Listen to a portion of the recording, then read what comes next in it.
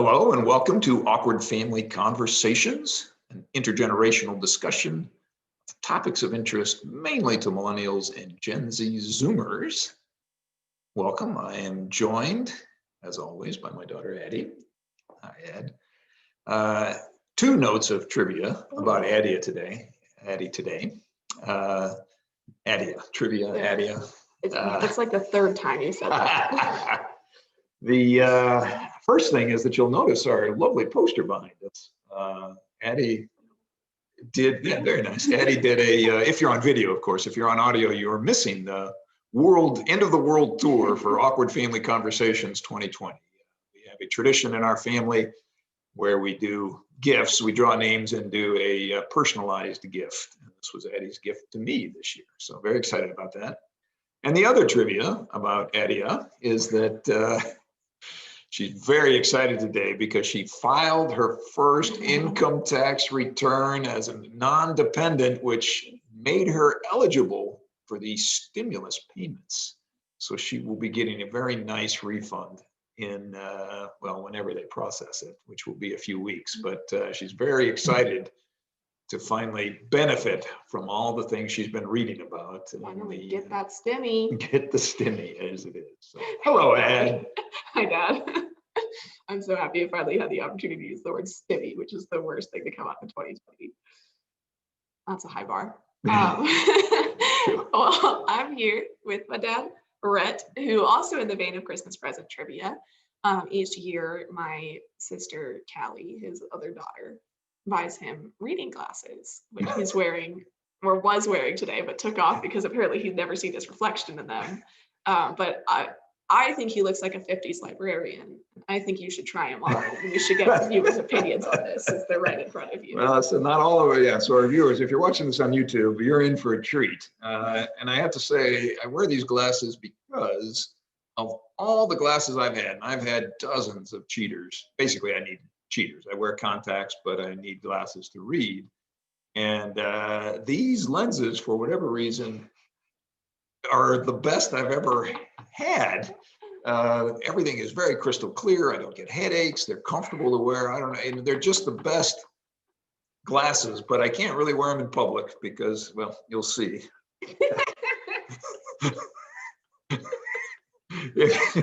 If you're not watching this, they are red plastic cat eye glasses with rhinestones across the top. So they are quite a visual treat.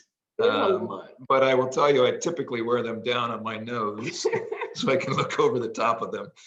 But they are simply the best cheaters I've ever had, but they are sadly not really my style. I say sadly from my perspective, but I think on the nose for your, literally on the nose, on the nose for your style. Yeah, my family enjoys seeing me in them regularly. So yes, there you go. Thank you, Ed.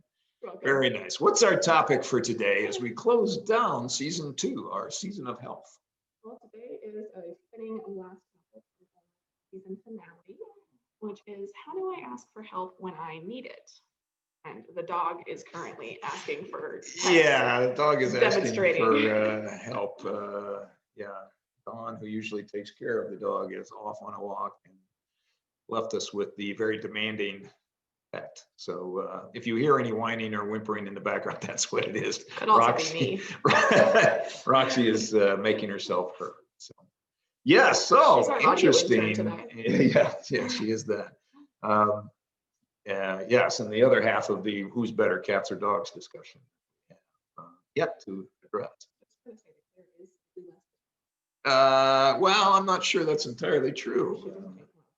She doesn't make loud sounds, but she does interject herself across the keyboard and the camera on the video. So anyway, so yeah, so very good question. I mean, there's a lot of times when, you know, when we try to do things for ourselves, but there are always times when maybe where we just can't manage that by ourselves for a lot of reasons, whether you lack the resources, whether you lack the knowledge, whether you lack the, you know, just the context and framework, and a lot of reasons you could ask for help. But before we dive in on our 2 minutes of internet research, Addie, how often do you ask for help from your support network of family and friends? I mean, I ask from you. I was gonna say about every month I get a little request about a Venmo to Hey, I help. made it through January. Yeah. You know. Okay. My bank account. And you got a stimulus check coming, so So it February should be could be too long. months before I hear from you. But how All often over do you? now. I mean, so Honestly, yes, dad questions for a little assistance aside, although that's actually a pretty significant thing that people do. You know, finances, especially in this day and age. You know, it is a great source of need for people and anxiety, and people do need a lot. There are a lot of people out there who do need help about that. So I don't want to minimize that. But how often do you ask for help, generally speaking? Emotionally, or just like a lot of house stuff, like moving or taking care of my cat. Honestly, with my friends, it's probably about once a month. Also, So fairly regularly. You don't have. Do you struggle to reach out? Do you? It depends on the thing. Emotions wise, no, because my friends and I have a very solid, open relationship when it comes to I'm struggling. Can you come over? Kind of questions, because they've asked me that, and I would do it for them, and they do it for me. I get very uncomfortable when I have to ask people to cat sit, though. Really? That is one of the things where I'm like, "Can you come take care of my cat?" Yeah. Interesting. So that one's hard. Yeah. Fortunately, 2020 happened, and I only had to ask that question twice. Well, that's true. So yeah, so maybe we should ask what sorts of things give you, I mean, do you feel most self-conscious about? And why is asking somebody to watch your cat such an emotionally challenging, emotionally fraught thing for you? It's kind of the same thing like when I was trying to get someone to help me move. It's not, well, I mean, watching my cat is not a thankless task. There's definitely some things to be had, but it is a big ask, especially right now when I'm gone for a week. I have to go to my house twice a day to feed her. And that's, driving across town twice a day in traffic sometimes, or sometimes not. Taking time out of your day to go over there and take care of my cat. Yeah. Yeah, it's the inconvenience of it, I guess. That. Yeah. So yeah, I mean, I'm very bad at asking for help. Yeah. Typically will do anything I possibly can to avoid it, and often live with the consequences.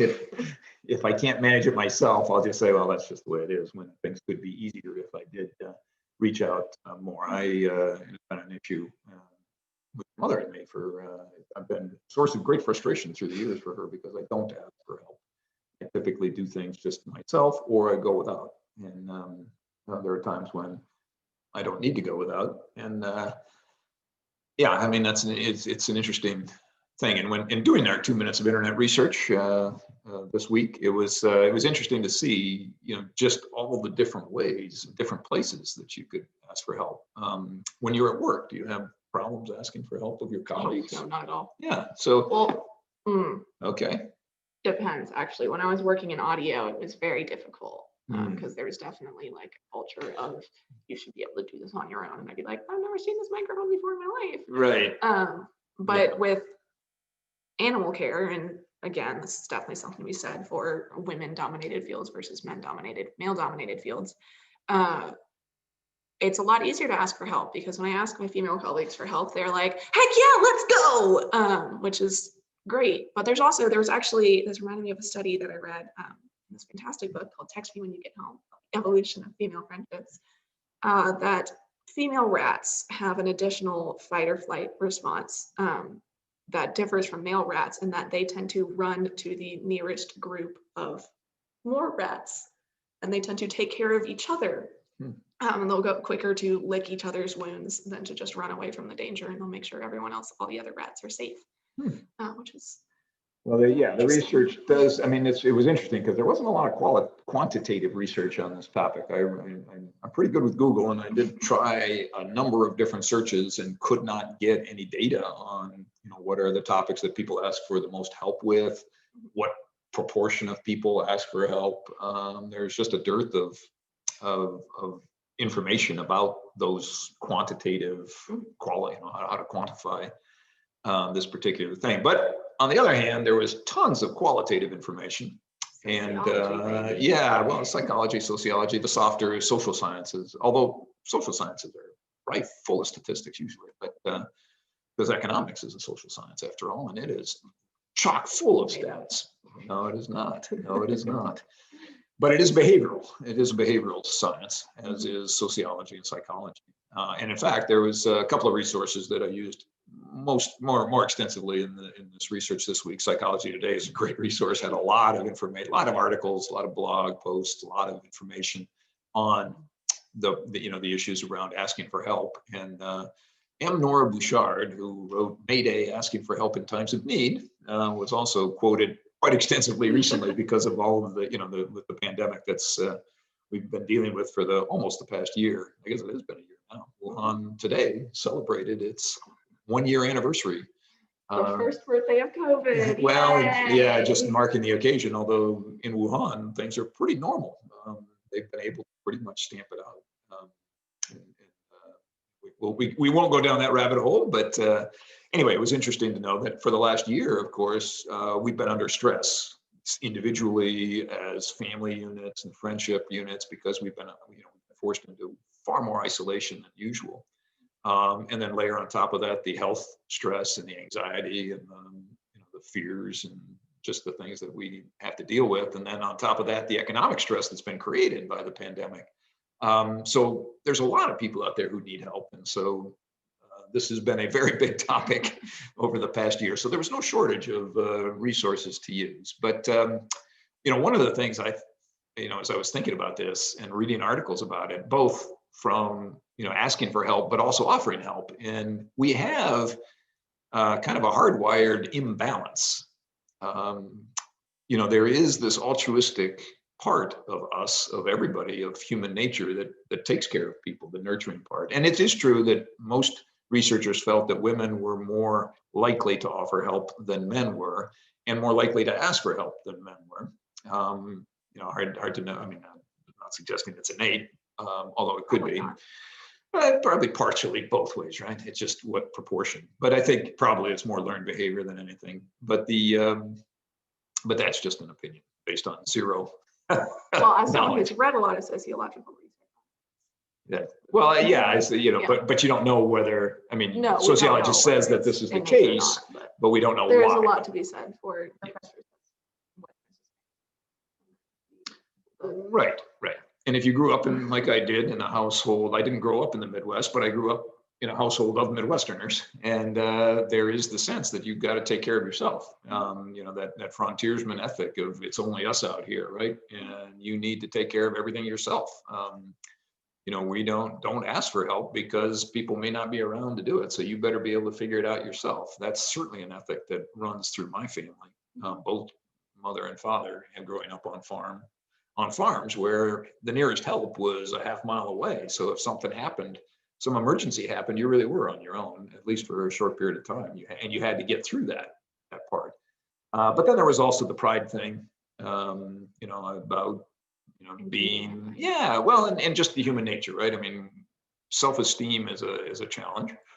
And my old boss, Leon Krieger, said all the problems in the world boil down to low self-esteem. And this comes into play here too, right? I mean, nobody wants to feel like a failure. Nobody wants to feel needy and put themselves out, like you were talking about with the cat sitting. You're asking for somebody to do something for you for no payback, right? I mean, and that puts us in a situation where we feel obligated, we feel vulnerable because now this person has an advantage over us, because they're doing something for us and we haven't reciprocated. And so, there's this sense in us that we have to be self-sufficient. And anytime we aren't, it's weakness, neediness, and it puts us at a disadvantage. At the same time, as we were talking about, we have this altruistic side where we like to help people. We are social creatures and we want to live in a community. And when you live in a community, you have dependence on each other. And there's actually this sociologists have done a lot of work to sort of untangle is our desire to help an ego-driven thing? Like, oh, look how wonderful I am. I can help you and you owe me now. I mean, are we doing it for advantage or are we doing it because it just makes us feel better? And I think most people believe that, most sociologists, most people that study this believe that while there is certainly some element of ego in what we do and an element of I'm a better person because I'm helping you, there is also genuine satisfaction that comes from seeing a positive outcome from something that you acted on. And so we've got this natural imbalance in that we don't want to feel obligated. We don't want to feel indebted. We want to be self-sufficient. So asking for help is a detriment, is a sign of weakness. Whereas offering help, we want to offer our help. So if we've got a whole bunch of people in society wanting to help other people and everybody in society not wanting help, that's the imbalance I'm talking about, and it creates some interesting dynamics. And doing the research, I asked you about work, and that actually is a place where a lot of people feel stressed about asking for help, because in the workplace, especially if it's a competitive culture, to show weakness shows that you're not as good as somebody else, and that would have job-related impacts, in terms of job security, in terms of promotion, progress in your field, all kinds of things like that. And so work is actually a big source of stress for people who feel a little bit out of their depth, and they're reluctant to ask for help. Money, finances, that's another thing that adds a lot of stress. And there's a lot of articles written about asking for help when it comes to a financial situation, which is interesting because right before this, we were a little late getting started this morning because I had a very good friend who wanted my perspective on some financial decisions that he and his wife are making right now. And this guy is incredibly, he's the most open man I've ever met. Well, most open person, man or woman I've ever met. He will share whatever he's going through gladly, more than my wife. Wow. Yeah, no, this guy is as open as you possibly can be. A delightful man. But he had some questions, and he knew that I had some knowledge and experience in the field, and he reached out, and and I'm glad to do that. And he was glad to ask. And so, there are exceptions to every rule, and financial stress can drive a lot of people who need help, who could benefit from help, not to get it. There are certainly exceptions to this. And then health is another big thing. A lot of people feel they don't want to show physical weakness or mental weakness, because by admitting that there's something wrong with their body, their mind, their emotional state, those kind of things. So lots of places where people feel like they could need help, but are reluctant to ask for it. So, Nora Bouchard, our author and expert that we're using today, basically says that we struggle to ask for help because we are hardwired to be independent, and I think a lot of that comes from this idea that for a large portion of our species existence, we were living in either alone or in very small groups where help was not really available, and we became hardwired to be independent, to be able to do things on our own. And so that's just our default mode is I have to take care of this myself because there's nobody here who can actually do it. We also feel very vulnerable and uneasy because when we ask for help, we're surrendering control, right? We're putting ourselves at the mercy of somebody else, and they could reject us, or they could help us and hold it over our heads. I mean, these are all things, of course, that we have in our minds, because most of the time, if you're asking somebody for help, we already talked about it. There's an innate altruistic desire to help other people because it makes us feel better for doing it. But on the receiving end of it, it makes us feel uneasy because we're giving up control, we're giving up, and we're giving somebody else advantage in our relationship. And that can feel very uncomfortable. We also don't want to be seen as weak or needy. So much of our embedded species history is about being strong and being capable and being able, and you don't want to show weakness because when you're out on the savannah and you show weakness, guess who comes for you? The predator is not sitting around going, who's the strongest thing out there that I can eat? They're looking at who's the easiest meal I can get. And if you show weakness, it's bad.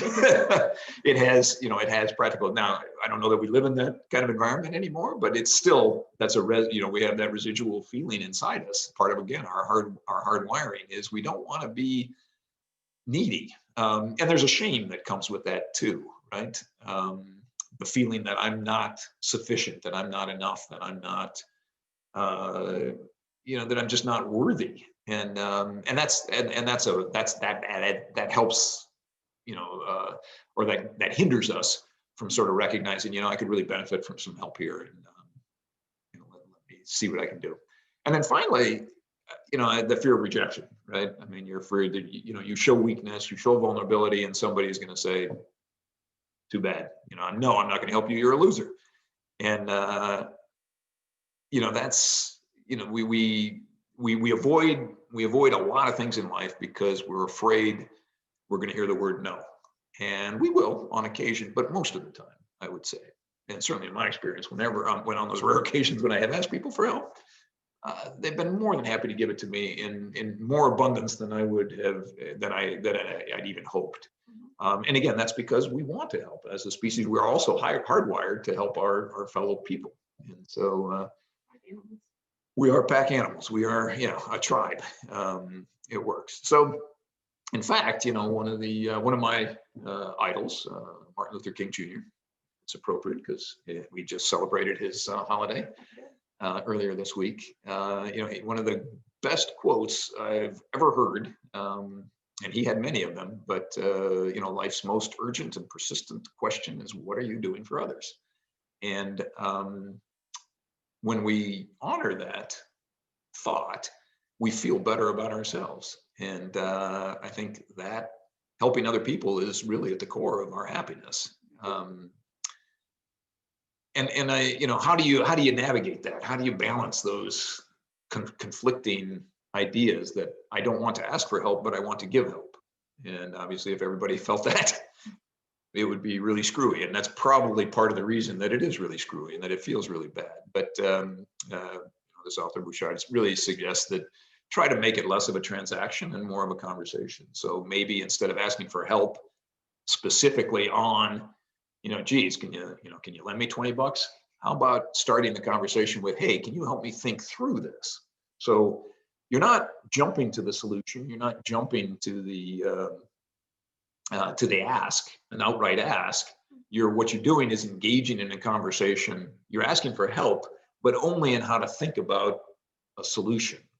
And during the course of that conversation, there may be opportunities for you to help the person whom you're asking help. And it could be, by offering other things, money, reciprocal pet care, but start the conversation with not the ask specifically, but really more about what the issue is and why you're stuck, and see what ideas come out of that. And probably, I'm going to say 80-90% of the time, you'll end up with, well, I need somebody to do this for me. But it gives you the opportunity to talk through what you could do in return. And so in a sense, it becomes a bartering conversation, right? And you don't want to be a taker all the time. We'll get to the point, actually. There are some people who are takers all the time, and there are reasons for that, usually low self-esteem. But at the same time, there are people who are all the time givers. And I actually put myself in that category. I'm very happy to help other people, and I almost never ask for help in return. And it's, that's not a particularly healthy way to be in a relationship. You need, relationships have to be in balance, not every moment, but over time. And it's very hard to be in a relationship with somebody who is either always taking or always giving. You need them, that needs to moderate. So anyway, interesting ways of trying to navigate our needs to both give and receive help is to, maybe don't assume the sale. Don't jump to the end point. Maybe engage in a conversation, and it's possible that other things could come out, other solutions could come forward. Have you been in relationships where one person has been, doing all of the giving or doing all of the taking? Oh, yeah. Really? Okay. We talked about it in the friendship one. Yeah. I talked about the that's true. Yeah. toxic friendship I had that I ended, which was a really interesting scenario because I really did feel like I was doing all of the giving, despite the fact that I felt really indebted to her because the summer prior to when I was like wanting to distance myself, I went through a really bad breakup, and she was really there for me and had me over all the time and everything. And I realized after ending our friendship that she had been using that to like hold over my head. Like anytime that I had been like, oh, maybe we do this, she was like, well, remember over the summer. And in fact, when I was being like, maybe we should distance ourselves a little bit, she pulled out, but I've done so much for you, which is not how you give to someone. No, you don't do it to create a credit check. Yes, which is, it then works back into taking, because she was just essentially investing in me so she could continue having a friendship with me. And I did not like how that felt. Interesting. Yeah. Yeah. No, that's very true. And when we, we'll talk about the, so let's talk about why you get out of balance in some of these relationships. And typically it's low self-esteem, both on the giving and the taking side, right? I mean, the more vulnerable you feel, i.e. the lower your self-esteem is because you don't think you're worth helping, the harder it is to ask for help, because you're convinced they're going to tell you no because you're a bad person, that you're inadequate, that you're a loser. And nobody wants to feel like a failure. And putting yourself into a position where somebody can say, no, I'm not going to help you because, I mean, this is of course all in your mind. Your imagination is, no, I'm not going to help you because you're not worth helping. And that's, we don't want to hear that message. And we're afraid that we're going to hear that message. Even though we rarely hear that message, it's still very much a tangible fear. And it's all rooted in our sense of self-worth. If we don't feel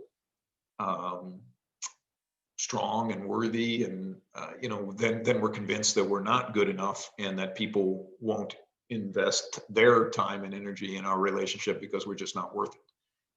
And so that's a very common reason and a very common hurdle and block to asking for help. But a dependent relationship is also really frustrating, right? If you don't feel confident enough, you'll let somebody do things for you, right? So you will end up in a situation where I feel really bad about myself. I don't feel capable of doing things, so I better let so-and-so take care of me. And one of two things is going to happen there. So-and-so who's taking care of you is going to get very tired of that very quickly, because again, a healthy relationship involves a give and take. It's a combination of things. And if you don't feel confident enough to do things for yourself, you're not going to feel confident enough to do things for your partner, your friend, your colleague. And so you're not going to do those things. And then they're going to feel that imbalance and end the relationship, or, change the relationship and stop, kind of being that codependent. But the other side of it is that other person will embrace that and feel, as your friend did, that gave them, a say in how you were living your life, right? They get to make all the decisions now. And she made me agree to break up with my boyfriend if her husband didn't like him by the end of the year. And I was like, no, that's not how that works. But in her mind, she had done this for you, so you owed her, right? You owed her, and she was taking care of you. But that relationship in her mind was, I get to make all the decisions. In other words, I retain control because I don't want to give up control, which again is usually coming from a place of low self-esteem. I don't feel very confident, so I have to control everything around me. And we've got somebody in our own family who feels that, and for purpose, very, very strongly, in our extended family. Like, you're throwing shade at. Well, no, it's not shade. You've got a cousin, and they feel very strongly about the need for people because they've not had a very stable upbringing, and there's been so much volatility, and there's nothing that they can really depend on, and so totally understandable, and so not throwing shade. I mean, it's a rational response to the way that they were raised, and the circumstances that they found themselves in growing up. But what it does mean is that it's hard for those people who feel like that to have good, healthy give and take relationships, because their entire life experience has shown that when I am vulnerable, I get crushed. People don't take care of me. People don't help me. And the people that I count on the most don't do that. And that's a terrible place. Well, I mean, it's a tragic place to be. And but to compensate by that, by not letting anybody else have control, it makes having healthy relationships very, very challenging, because again, a healthy relationship is a give and take. It's a balance. it's contributing and allowing the other people to contribute. You know, that, you know, whether it's a friendship or even a work relationship or a partnership, those, you know, that's all, you know, those are all, you know, healthy relationships all pretty much look the same. Unhealthy relationships can look a lot different. So the old story about every happy family is the same, but every dysfunctional family is dysfunctional uniquely. And there's some in the, yeah, the dog is being heard at the moment. You know, but that, you know, that's a thing in art, literature, and is, you know, that happy families aren't interesting because they're all pretty much the same and there's no conflict or tension. And so, but the dysfunctional families, that's, you know, the relationships with people. But when you have a happy family, you can make it awkward and interesting by throwing in the words naked. Yes, naked time. Let's talk about that again. Okay.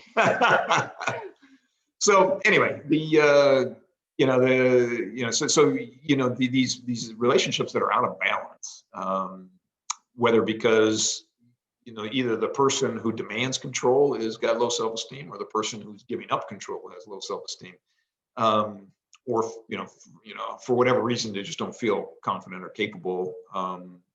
You know, those are not good, healthy relationships. I think most people would agree.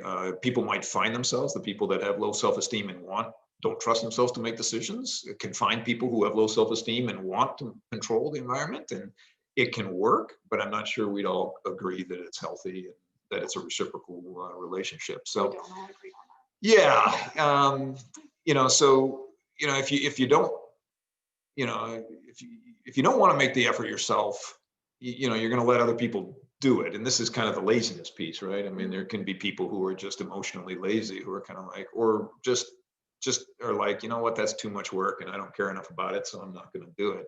And let other people then fill in the gaps for them. But again, there's going to be a low shelf life, a short shelf life on those kind of relationships if the other people in the relationships are healthy and strong and actualized and all. So, and the sad thing is that if you are one of those people who isn't going to make the effort, you know, there's so much to be gained in satisfaction and self-esteem and self-worth that comes with accomplishing things. And if you never do those things, you don't get to share that, and that's going to erode your self-worth over time anyway. So, you know, there's a lot of reasons that that people won't ask for help, but don't feel comfortable asking for help. Part of it is because we're hardwired, but there are these emotional and sort of mental health related things related mainly to low self-esteem that also get in the way and fuel some of the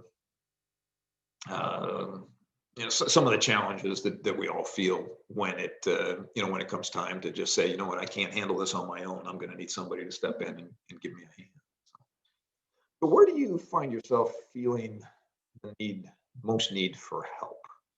Now, we talked earlier that, you know, finances, health, you know, that kind of stuff, work are all places where people feel like they need help and feel like they need to ask for it. So what, for you, where is this? Where do you feel that? It would be finances, definitely from you. Fortunately, haven't had to turn to friends for that. Avoid those awkward conversations. Yeah. And work, definitely, since I'm going into being a vet assistant with no education, no prior education, or any sort of experience, honestly. Ask for a lot of help there. And also in terms of health conditions, as a celiac vegan operating in the world, when my friends want to, I mean, humans frequently bond over food. So my friends want to have dinner parties or want to have like apps and desserts kind of things. And I'm like, hey, can we have something I can eat?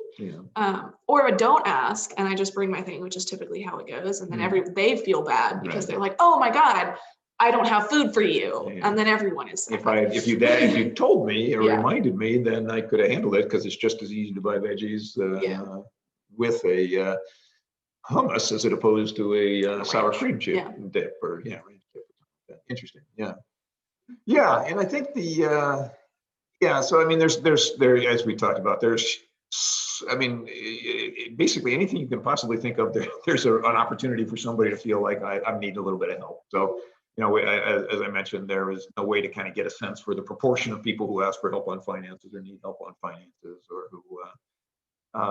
who need help with health conditions, or need things. But basically, there is a sort of a thing when it comes time to ask for help. Who do you ask for help, right?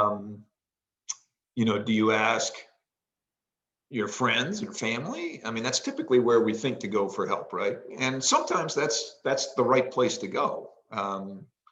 You may have people in your friend group who do have information about health or do have information about finances. Maybe there's somebody in your family that does have, that does know about medical conditions and stuff like that sort of thing.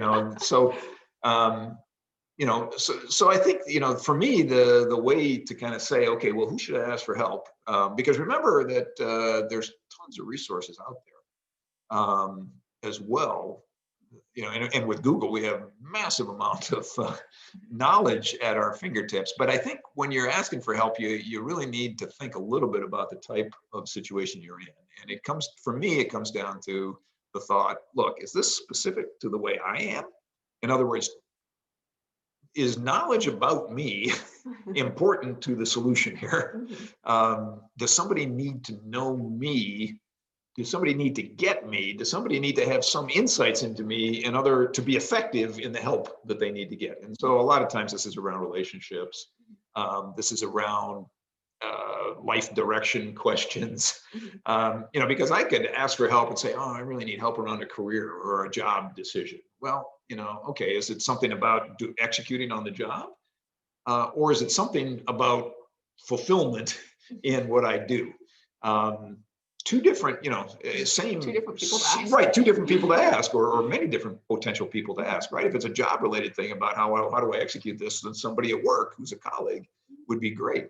But probably if I want to say, well, what direction should I take my career from here? That person's probably not going to be the person that I really want to reach out to. So does somebody need to know me to be able to provide the help that I need? And if it is somebody that needs to know me, if that's part of the help, then I need to go to my network of personal connections. If it's not, if it's a knowledge thing, geez, I've been having this pain in my side. You know what? I'll call my friend who's a psychologist, and maybe she knows something about this pain in my side, right?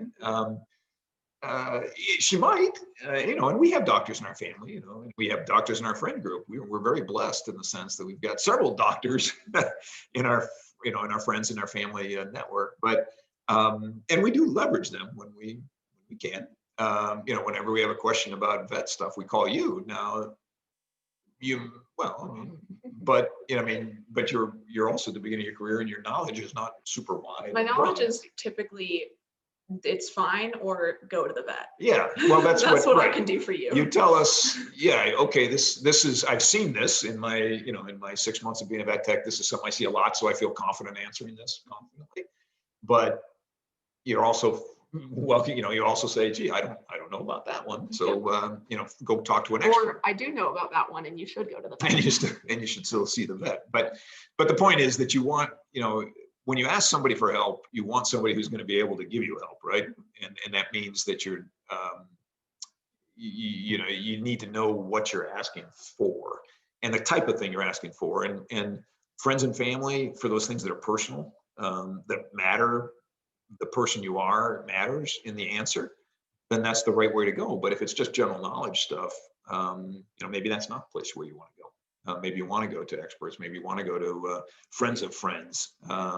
Maybe you want to, go to an expert that you pay. And there's lots of, there's experts out there from people on Google. I mean, you can Google stuff.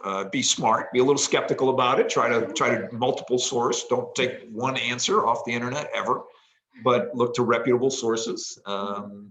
Doing research for this podcast, it was, we had Psychology Today, very well-known brand, lots of good things, quoting experts that had, certifications, doctor of psychology, things like that. But there were plenty of blogs where people were like, oh yeah, this is what I think. And I'm reading, well, what is your qualification? Why do you know this? And Quora, there was a whole bunch of stuff on Quora where it was just sort of wiki stuff, right? People were just posting ideas, and some of it was wacky, some of it seemed reasonable. But be skeptical, independently verify your sources, and try to get a consensus on your answer. But so Google can be a great resource for things that are knowledge based, or that are not personal necessarily to you, process, those kind of things. If you need help with a way to do something, great. But anyway, it's just, when you're asking for help, figure out the kind of help you need. And if it's personal, then go to your personal network. If it's not, then, you've got the world out there. Make an informed choice. And you got a lot of different places. You need help with nutrition or diet. There's tons of resources out there. Yeah. And whether you want to pay for it or not, and there's sliding scales, you can find super expensive fitness coaches, and you can find do-it-yourself programs that cost nothing. Or you can find an app that'll cost you $10 a month. I mean, there's all kinds of solutions. If you believe in astrology, you can do that too. So anyway, there's how to ask for help, or who do you ask for help. Think about what exactly help you need, and kind of have them and then just make the appropriate outreach. So when you do ask somebody for help, Ed, how do you do it? How do you approach those requests? It really depends on the request. When I'm asking for cat sitting, I tend to lead in with it. So what are you doing next week? And if their response is something like, oh, I'm so busy, I'm going to be working with this person who's in town, and then I've got this thing, and I'm working every single day, I'm like, just because, I don't want to just lead in with like, can you add sitting my cat to your massive list of stuff? Right. When it's a health thing, like celiac disease related, I just kind of text Callie and I'm like, I'm farting. And that helps usually. Well, yeah, you're welcome. Thank you. Is that a Venmo thing? No, it is not. If naked time's not, we can keep that. Fair enough. All right. Farting is acceptable Thank you. in parlance here. Thank you. We don't have to flag this as an adult, Good. adult podcast. Very good. Yeah, it depends on the ask. And same thing with emotional stuff, I'll tend to kind of preface it and just be like, hey, I've got a really heavy situation going on right now. And my friends will be like, what's up? Or they'll be like, not respond, which is typically what happens when they're either busy or unable to handle it. And I'm like, great, I will text someone else. I see. So that's So how often do you get denied help when you ask? Oh God. Rarely. Yeah. And I think that's everybody's experience too. It's the fear of rejection as opposed to actually the experience of rejection. And most of the time it's not a rejection, it's just that people just don't get back to you because they're busy, or they just don't have a good answer, and they're trying to think it through. The situations when it's something like, I need you to ask it, and I reach out to you. I like to gauge before I ask, so they don't have to hit me with like, you know what, I'm way too busy for it. Yeah. And instead I can be like, I don't want to ask that of you because you are way too busy for it. Right. Yeah. Well, that's true. I mean, you can mitigate the rejection. Well, yeah, and it's not blurt out a question and get an answer, right? It's a conversation, especially if you employ the strategy we talked about earlier about saying, hey, I have a situation. I'm going to be traveling next week. I need somebody to watch the cat. Do you know of, who do you know who might do that? Who do you use when you do that? Or, that is a good. I mean, you can engage them without directly saying, because then that also gives that person an opportunity to respond, to say, ooh, yeah, I don't really want to do this, so let me help you find an answer that isn't me. And so, and this is one of the things, when you ask somebody for help, listen to the cues, right? Are you getting an enthusiastic, oh yeah, I'm always happy to help? Or are you getting yeah, I suppose I could do that. A reluctant, or, an answer that says, I'm happy to do it. Well, I want to help you out, but this is going to be an inconvenience for me, and so I'm not super excited about it. Maybe there's, if you're getting that back, then think about, well, is this the only option I have, or is there other things that I can do? So definitely pay attention to the cues as you're having the conversation with the person, because nobody wants to be a burden unless you absolutely have to be. And there will be a time when sometimes that's just what it is. I'm just going to have to ask you to do this. and I just need you to suck it up. But when you do ask, be straightforward and specific as you can, right? Just say, I need X, and don't try to beat around the bush. Don't try to think, well, maybe you could, could you do it half time and I can find somebody else? I mean, say what you need. I'm going to be out of town. I need somebody to come by twice a day to feed the cat and to socialize with the cat for 20 minutes each time. So, and while you want to be as specific and you want to be as straightforward, you also got to recognize that the person is doing you a favor and is inconveniencing themselves on your behalf. So allow as much latitude as you can into how they do that. In other words, there's a big difference between saying, hey, I'm going to be out of town next week. I need somebody to come by a couple times a day for 20 minutes to feed the cat and play with the cat. Or saying, hey, I'm going to be out of town next week and I need somebody to come by and play with the cat at 7:30 in the morning and at 5:30 in the afternoon. And you need to be here for 20 minutes. And when you're playing with the cat, she needs to play. You need to play with the feather toy first, and then this other thing. And that totally different kind of same request, but give as much latitude and as much control to the other person to let them do that. Yeah, just hey, yeah, I mean, don't come by at 3 and then again at 4. That doesn't really help, but yeah. And then if you're at the noon end, then maybe come later in the evening kind of thing. Yeah. So and then the second thing is something we've already talked about. Well, the third thing, right? I mean, pay attention to the cues is first thing.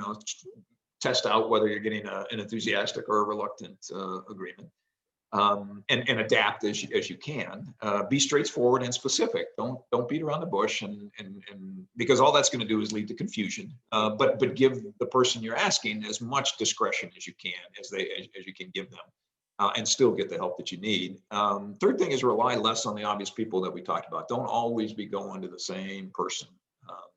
It's like I have to have the neighbor I go to when my mail needs to be picked up. I go to my neighbor when the cat needs to be fed. I go to my neighbor when I need help with my car. I go to the neighbor when I have career discussion, questions like that. I mean, and whether it's a sister or a parent or a cousin or a close friend or your partner. I mean,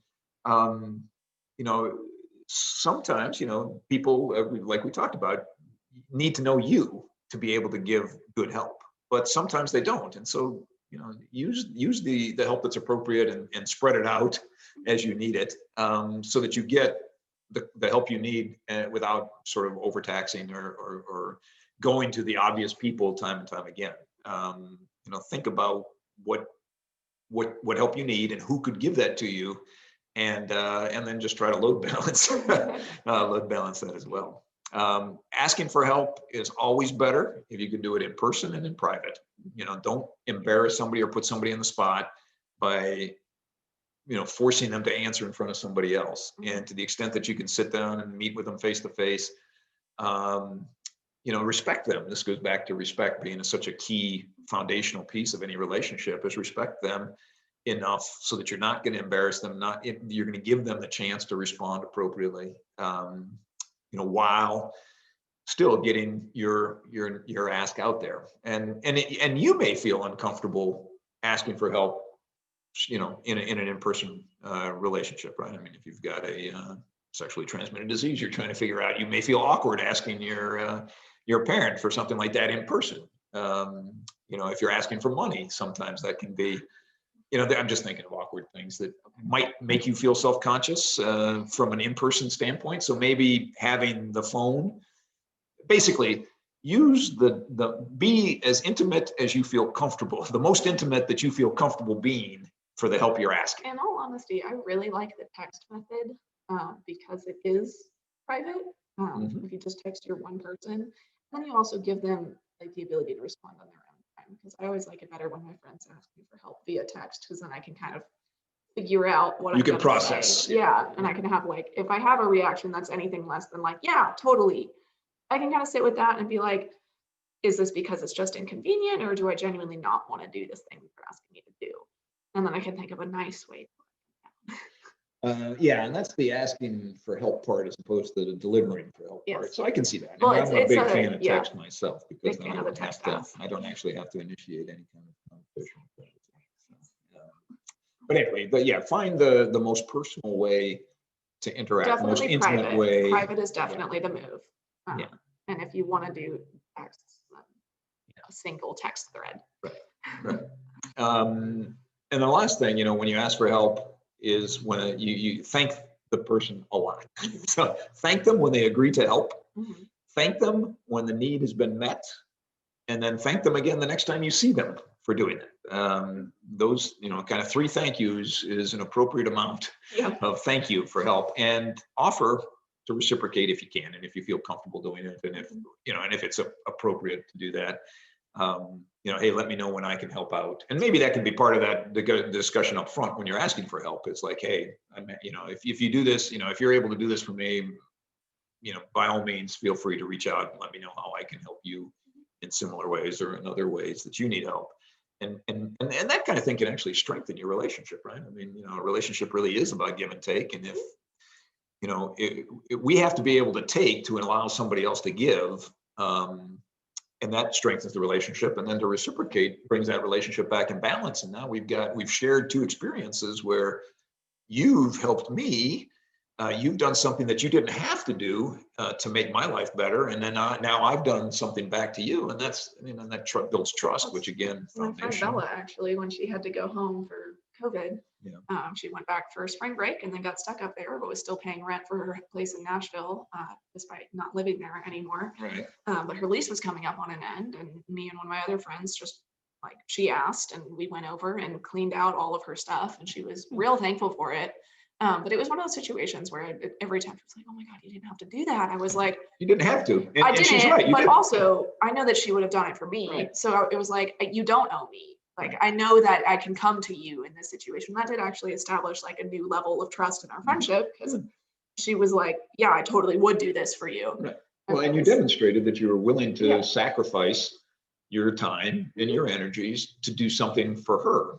Without anything coming back to you. And when you do that, you feel good about it yourself, because it's like, hey, I did a good thing here. And we do feel good about that. And she recognized, hey, wow, this is somebody I can go to. And you felt like, okay, well, I've done this for her, so I believe that she would do it for me. And now you've got a much stronger relationship. Cash it in or no, anything. you don't have a, it's not a chit. It's not I just know that I have someone I can go to if I need something. Right.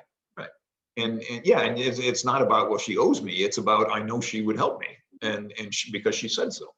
And so so so that's kind of what we have today, right? I mean, ask for help when you need it, and be offered, and offer help in return, and when other people need it. That's just being a good colleague, a good friend, a good sister, a good brother, a good son.